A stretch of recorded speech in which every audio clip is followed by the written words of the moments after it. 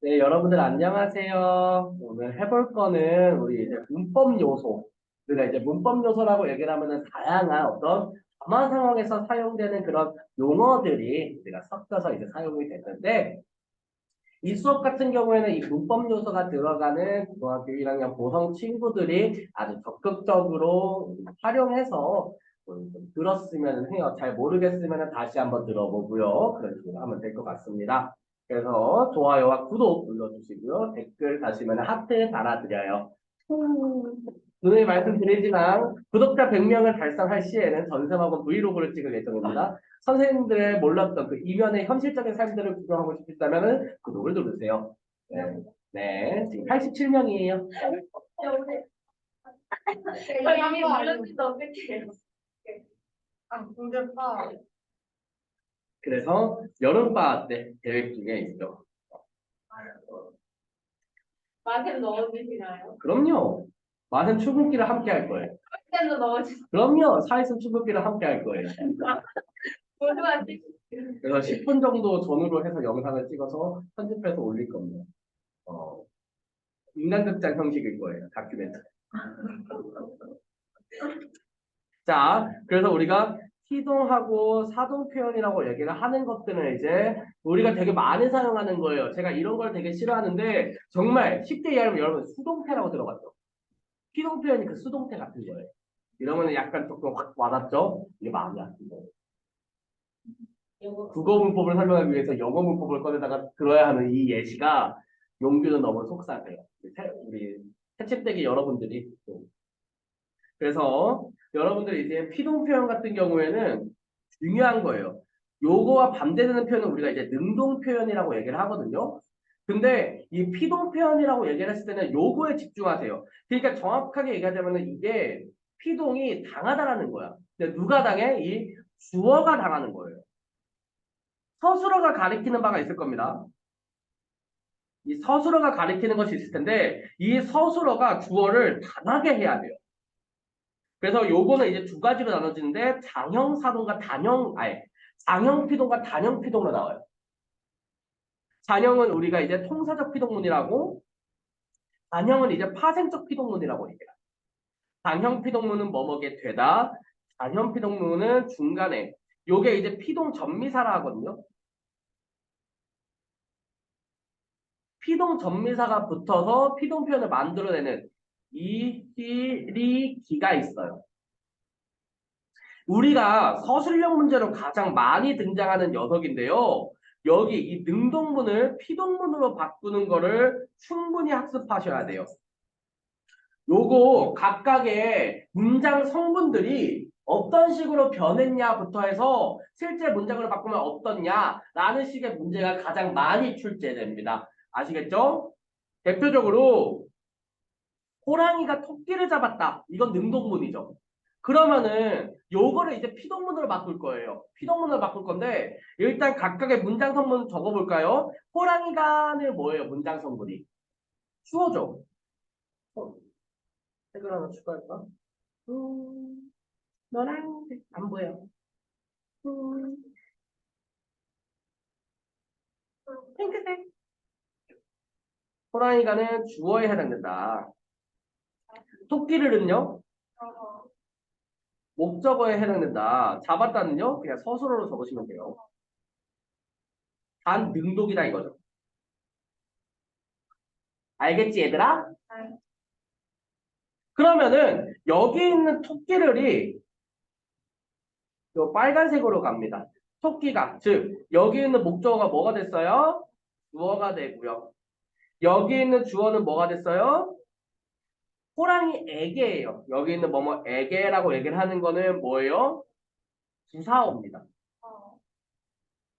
호랑이에 잡혔다예요. 그러니까 지금 여기서 여기 있는 요 녀석이 지금 서술어가 피동으로 바뀌었는데 이 피동은 중간에 뭐가 붙은 녀석이에요? 이희리기 중에 뭐가 붙었겠어? 시가 붙은 녀석이. 그쵸? 피동 전미사가 붙어서 만들어진 무슨 피동문? 우리 간형 피동문. 파생적 피동문이다. 라고 보시면 됩니다. 이래서 봐봐요. 잡혔다잖아요. 그럼 누가 잡혔어요? 잡힘 당한 게 누구예요? 호랑이에요, 토끼예요? 토끼가 당했죠. 주어가 당했네요. 그러니까 피동물이에요. 근데 요거를 가끔 쉽게 가르친다고 얘들아 지금 봐봐. 야, 능동문에서 피동문 바꿨어. 근데 목적어 있어 없어? 없지. 그러니까 목적어 없으면 피동문이야. 이런 식으로 가르치는 경우도 있어요. 근데 이거는 굉장히 위험한 방식입니다. 목적어가 중간에 문장에 들어 있음에도 피동문으로 우리가 해석하는 경우가 정말 많아요. 예를 들어서 그런 겁니다. 여기다가는 이제 여러분들 선배 이름들인데, 예, 3학년들 선배 이름인데, 네, 딴 거 예시로 들어드릴게요. 예를 들어서, 우리 이제, 어,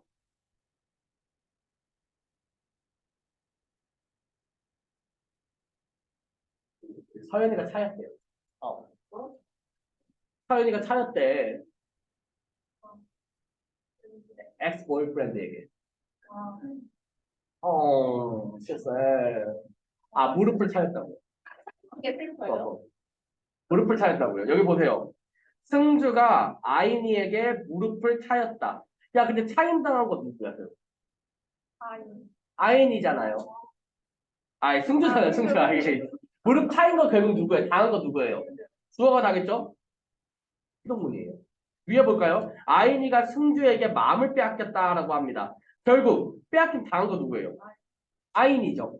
주어가 당했네요. 피동문이라는 거예요. 아시겠죠? 요거 명심하고 계셔야 돼요. 자, 결국은 우리가 요거를 문장 내에 있는 맥락을 확인해서 파악할 수도 있다라는 겁니다. 요거 중요하게 알아두시면 좋을 것 같아요.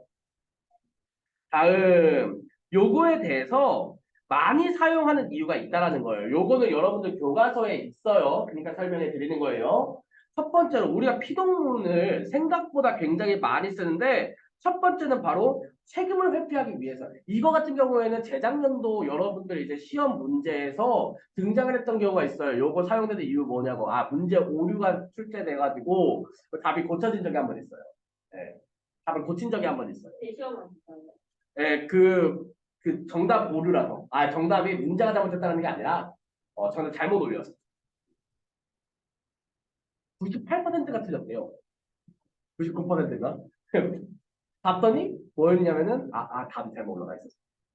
그리고 나머지 1%는 찍은 거죠. 시간 안 찍어도 돼요. 예. 그 첫 번째 뭡니까? 책임 회피라는 거예요. 책임 회피가 뭐예요? 내가 이 피동 표현을 사용을 하면은 마치 요게 자동적으로 이렇게 이루어진 것처럼 표현할 수 있어요. 예를 들어서 우리 이제 혜원이가 술을 마시고서 취해가지고 길을 가다가 우리 그 영서가 아끼는 화분을 깼어요. 그러면 요거 정확하게 표현하면 어떻게 되죠? 혜원이가 술에 취해 영서의 화분을 깼다죠. 맞습니까? 근데 요거 우리 혜원이는 이 상황에 오자마자 영서가 이거 뭐야? 하자마자 뭐라 할 거예요? 화분이 깨졌어. 화분이 깨지었어라고 할 거예요. 화분이 깨졌다고 얘기할 겁니다. 왜요? 화분이 깨졌다고 얘기를 하면 어떻게 돼요? 자기가 했다는 이야기가 쏙 빠지죠? 생각해도 되잖아요.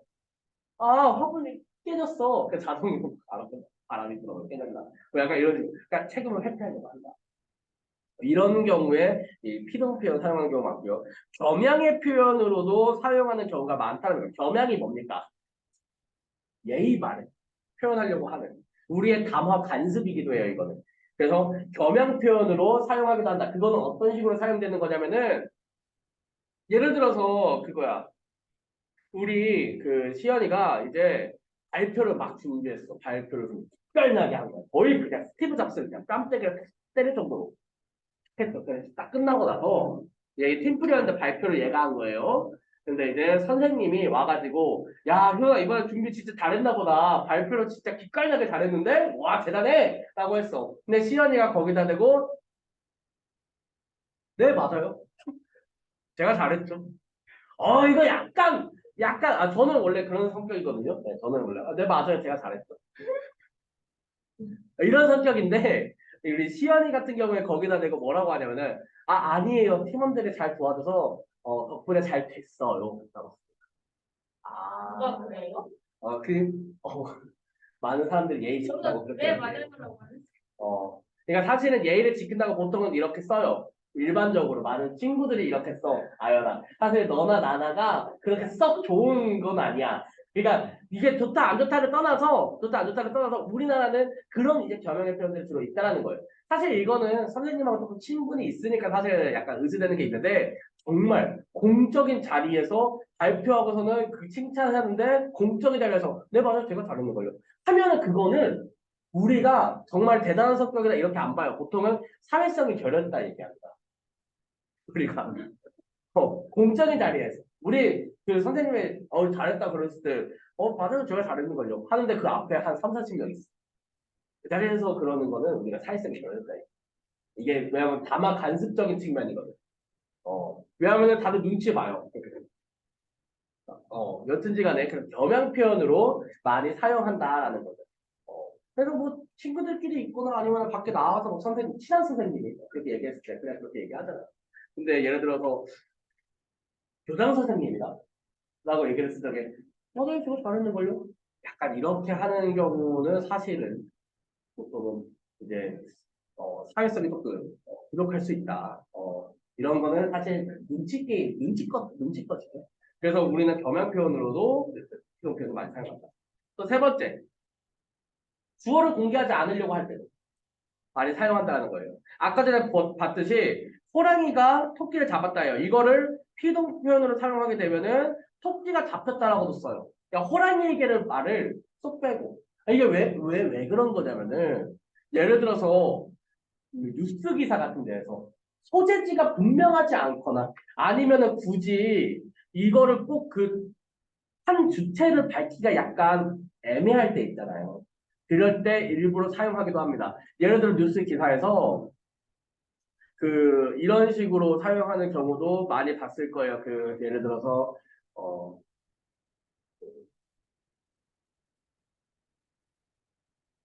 폭력을 한 가해자를 중점적으로 이야기하기보다는 그 당한 피해자를 중점적으로 서술하려고 하죠. 피해자를 중심으로. 그 누구누구가 뭐 당했다라는 표현을 쓴다거나 아니면은 이렇게 됐다라는 표현을 많이 사용해요. 그러니까 그거는 대부분 왜 그러냐면은 그런 이제 주체 그거를 이제 예를 들어서 가해자를 굳이 밝히기 쉽지 않은 거예요. 가해자를 굳이. 그러니까 피해 측면을 조금 더 강조하기 위해 주어를 밝히지 않고 싶어서 일부러 피동표현을 사용하기도 합니다. 그래서 우리 뉴스 기사 같은 데에서는 일반적으로 굉장히 피동표현을 많이 사용을 해요. 여러분들이 지금 졸고 있는 이유는 아마 아무것도 적고 있지 않고 요 앞만 봐서 그런 것 같은데 졸리시면 뭐라도 적으시고요. 앞에 보시고요. 이따가 시간 표현 같은 경우에는 많이 그럴 텐데 저 이러면 이거 안 줘요. 여러분들 이거 수업을 들어야지.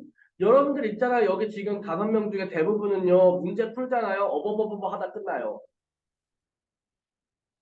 왜냐면 기간도 얼마 안 남았고 다른 과목도 공부해야 되잖아요. 여러분. 제발. 이미 늦었어요. 여기 파트는. 되게 늦었습니다. 여기 할 거예요. 근데 피동을 2번 사용하는 이중 피동 있죠. 요거는 명백하게 잘못된 표현이다라고 우리가 확정지어서 이야기합니다. 이중 피동 표현은 절대적으로 사용하면 안 되는 표현이에요. 여러분들 이거 대표적으로 잘못되게 사용되는 경우 굉장히 잘못되게 사용하는 경우 되게 많거든요.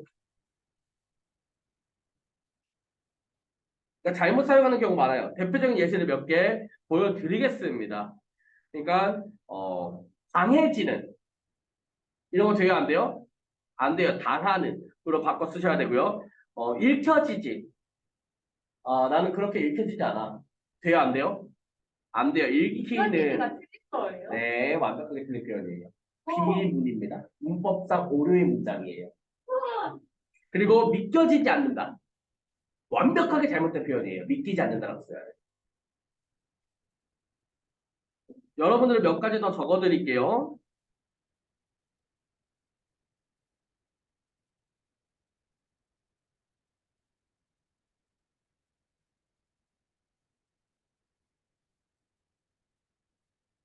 그 사람이 잊혀지지 않아.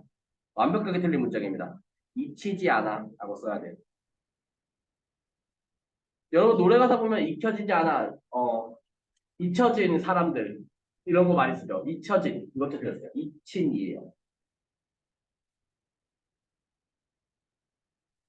너 생각되어지더라. 생각되더라도.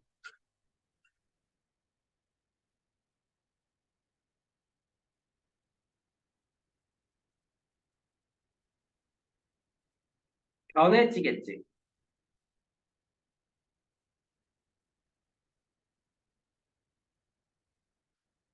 변하겠지. 정도로 쓰 알겠죠? 그러니까 요 부분에 대해서 여러분들이 일반적으로 많이 오해를 하고 있었다면 고치시면 되는 부분이고요. 또 서술형으로 가끔 나오는 부분인데요. 서술형으로 가끔 나오는 부분인데 요런 것들 주의하셔야 돼요. 우리 기본적으로 표현 중에 예를 들어서 이런 표현들 써요. 이 건물은 사람들에 의해 지어졌다.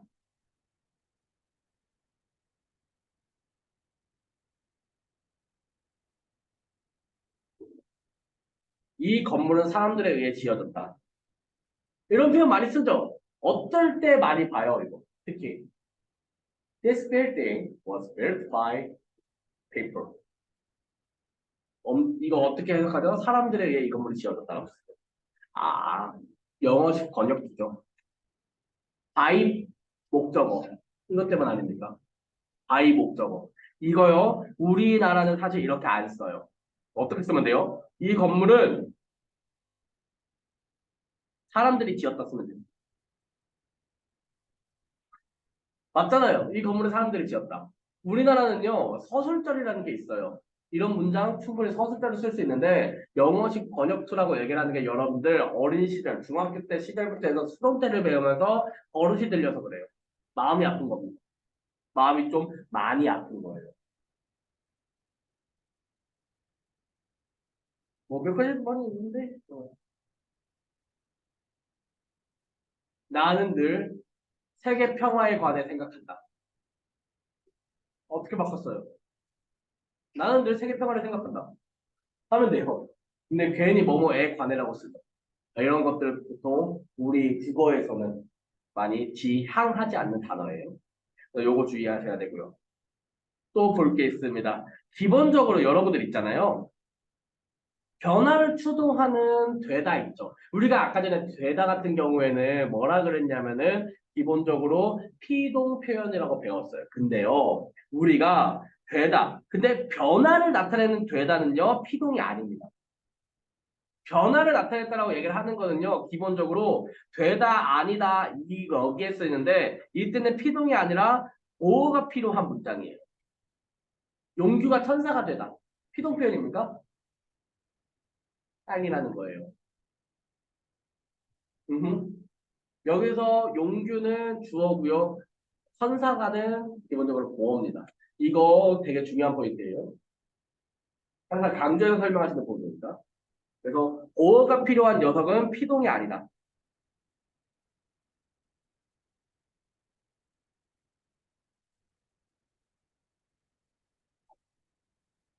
라는 거죠. 알겠죠?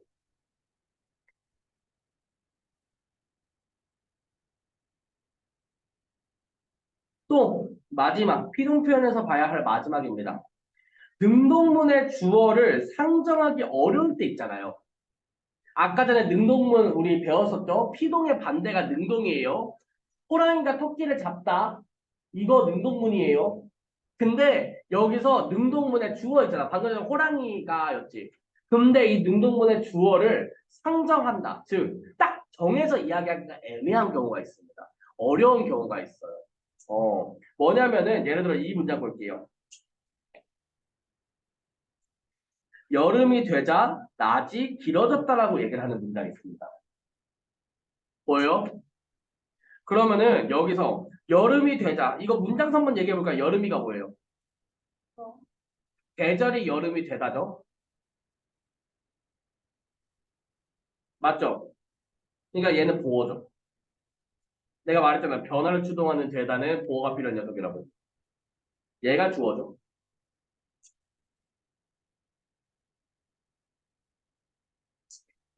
계절이 여름이 되자 어떻게 됐다? 낮이 길어졌다는 겁니다. 얘 뭐예요?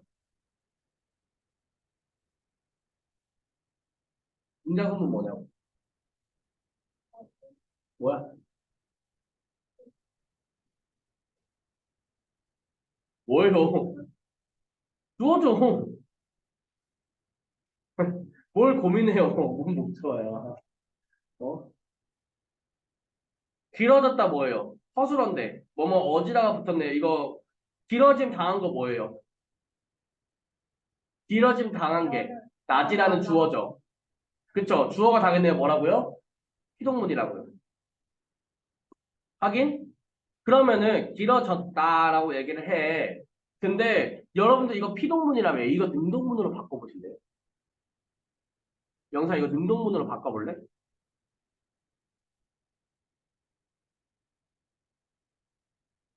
일단 길어졌다의 원형이 뭐야? 길다잖아.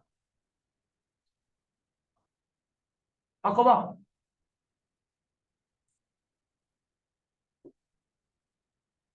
바꿔볼래요? 낮이 길어졌다. 능동문으로 바꿔볼래요? 피동표현이잖아.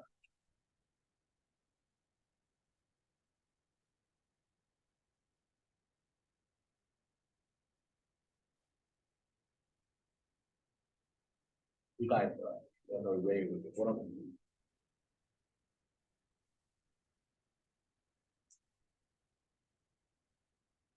바꿔보라니까? 영상 바꿔봐.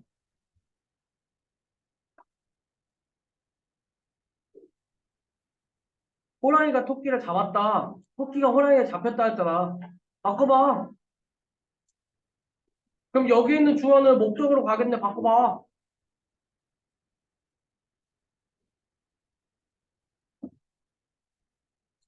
아마 영상은 평생 가도 못 바꿀 거예요. 못 바꾸죠. 이상하잖아요. 그거를 운동문을 바꾸는 순간에.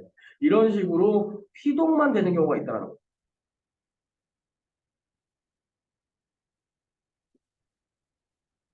피동 표현으로만 사용할 수 있는 경우.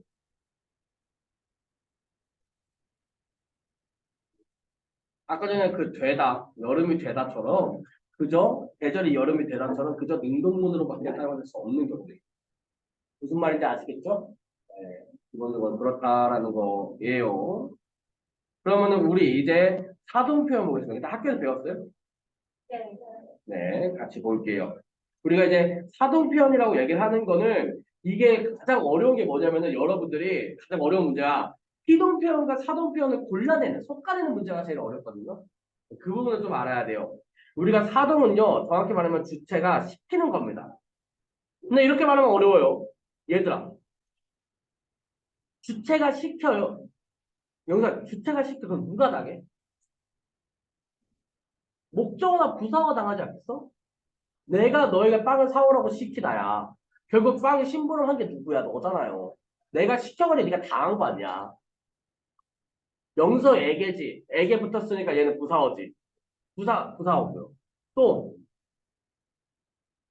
내가 네.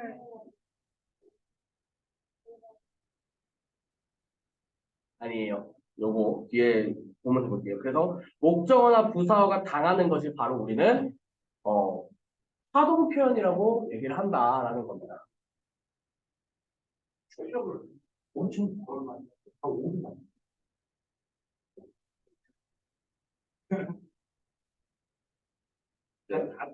지금 모닝한 거는데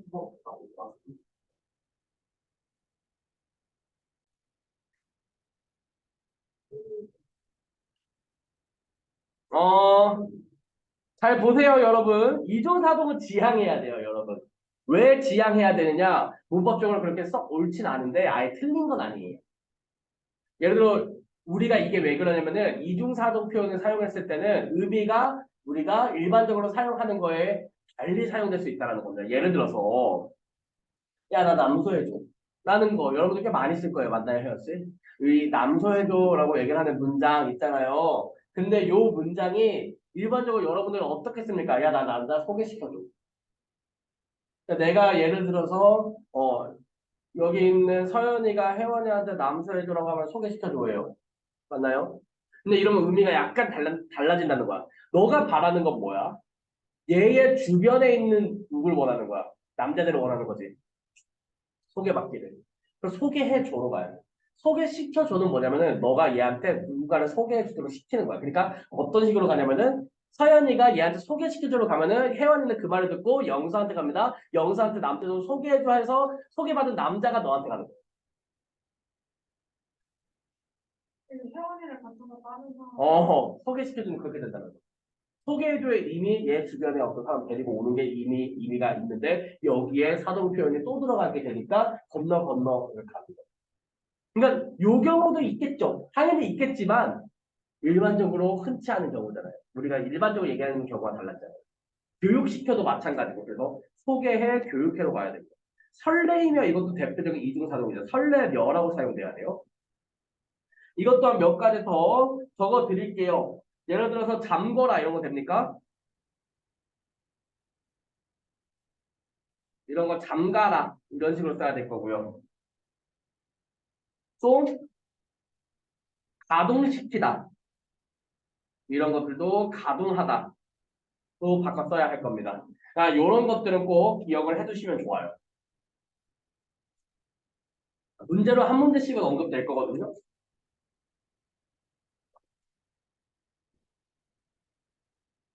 그럼 진행 스톱은 진행 계획인가요?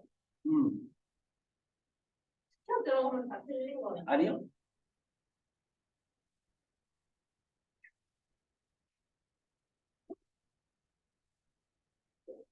그러니까 다시 한번 말하지만 틀린 표현들이 아니에요. 근데 바꿔 쓰는 게 좋다는 거죠. 설레이면은 완벽하게 틀린 표현이긴 해. 자, 우리 이중 접사 사동이라고 불리는 녀석들은 가능해요. 단.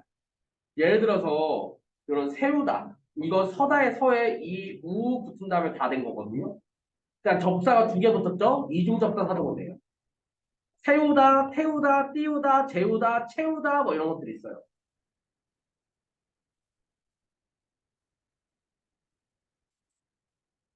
여기까지고 우리가 이제 이거를 하나 한 가지 또 확인해줘야 되는 게 위에 문장처럼 가끔 어떤 거냐면은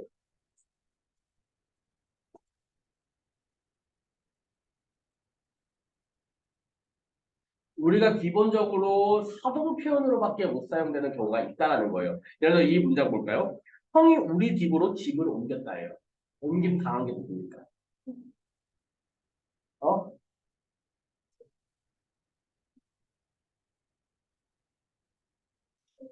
집이 당했죠. 뭐가 당했어요? 목적어가 당했죠. 이러면 주동입니까? 사동입니까? 사동. 목적어가 당했죠? 사동 표현입니다. 근데 요런 사동 표현 요거 주동으로 한번 바꿔보실래요?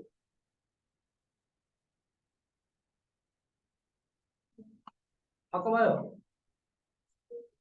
네. 해봐.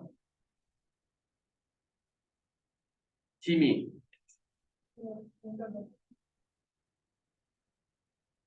집으로 옮겨졌다. 피동 표현이잖아요. 어지다 뭐예요? 돼야 안 돼요? 안 된다는 거예요. 이렇게 사동밖에 안 되는 경우. 이런 것들을 주동 표현으로 바꿔보면 돼요. 그러면은 혹시 요거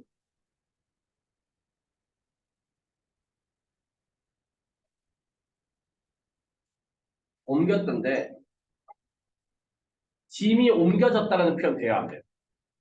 그러면 짐이 옮겨졌다는 돼야 안 돼요? 된다는 거예요. 왜요? 옮기다의 기는 뭐예요? 사동 표현의 기입니다. 근데 여기에 어머머 어디다가 붙으면 어떻게 돼요? 피동 표현으로 되죠. 사동하고 피동하고 겹쳐 쓰는 건 상관이 없어요. 그냥 옮기다가 기라고 얘기를 해서 옮기다가 그냥 사동사가 되는 거야. 옮겨졌다는 괜찮아.